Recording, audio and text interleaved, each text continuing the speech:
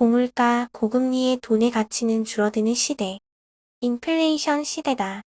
지구 반대쪽 중남미나 아프리카의 어떤 나라 얘기인 줄로만 알았던 인플레이션의 고통이 이제 내 얘기로 다가왔다.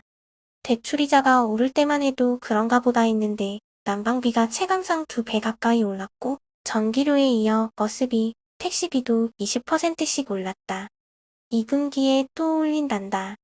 대출이자와 물가가 오르는 만큼 급여는 오르지 않으니 실질 소득은 줄어든 셈이다. 물가가 오르니 주식, 부동산, 코인도 오르면 숨통이 트일 텐데 어쩐 일인지 반대로 내려간다.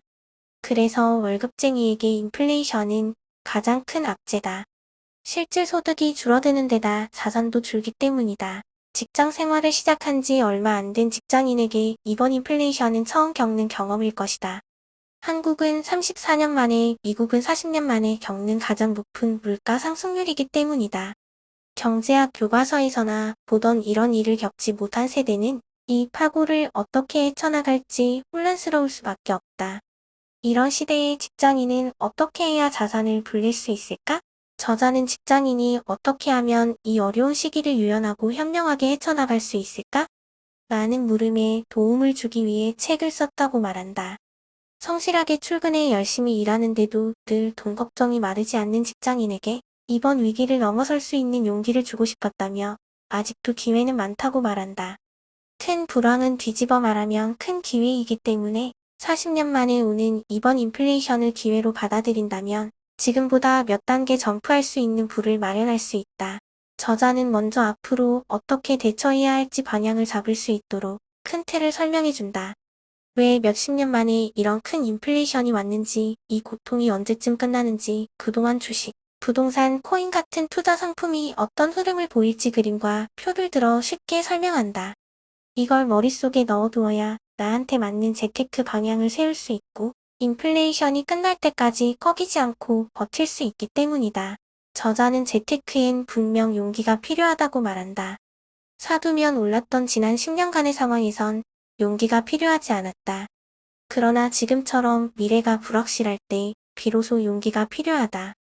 1997년 IMF 때는 나라가 망한다고 했고 2008년 금융위기 때는 미국조차 망할 것이라 했다.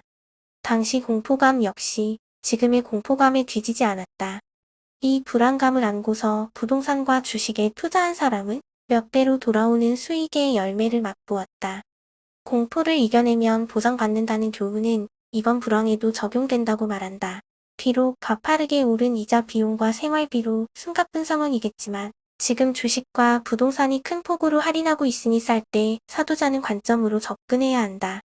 차분히 준비해서 용기를 내야 할 때라는 것이다. 다만 어떤 종목, 어떤 부동산을 용기 내서 살 것인가가 문제인데 저자가 직장인의 상황에 맞는 해법을 꼼꼼히 정리해 놓았다. 인플레이션 시대의 월급쟁이가 첫 번째로 해야 할 것은 월급을 관리라고 말한다. 당연한 소리, 뻔한 소리 같지만 이 시대의 최선의 방법은 월급이 계속 나오게 하는 것이다. 삼성, SK도 적자를 내는 시대다. 언제 대규모 구조조정을 할지 알 수 없고 웬만한 기업이 부도나도 하나도 이상하지 않는 시대다. 매달 나오는 월급이 갖는 의미를 다시 바라보게 해준다.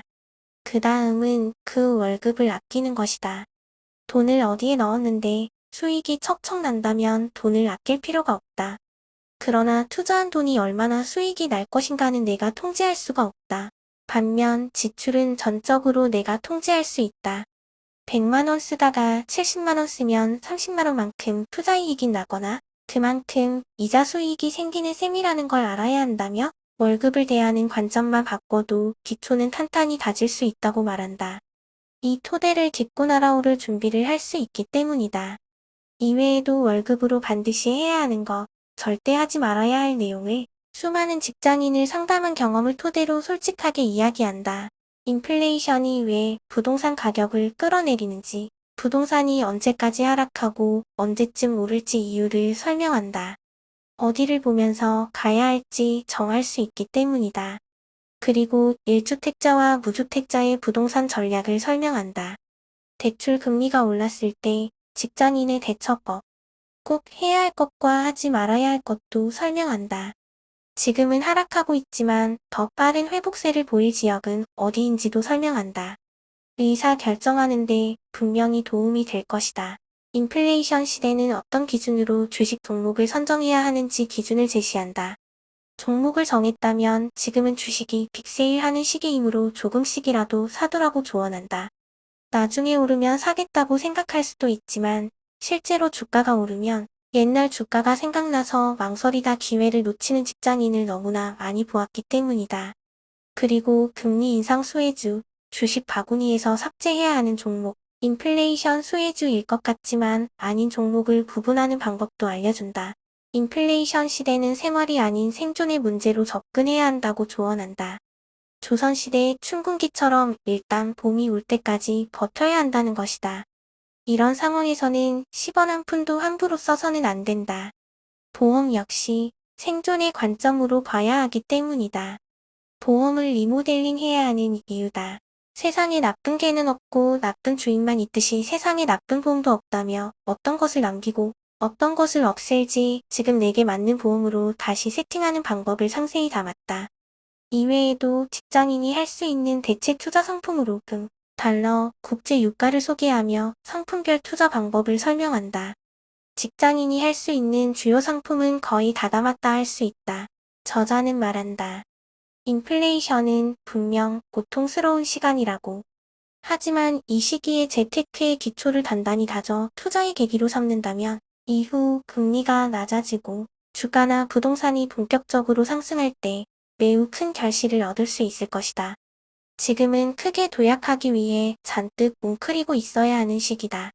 이 파고를 잘 넘어 여유로운 삶을 맞이할 수 있을 것이다.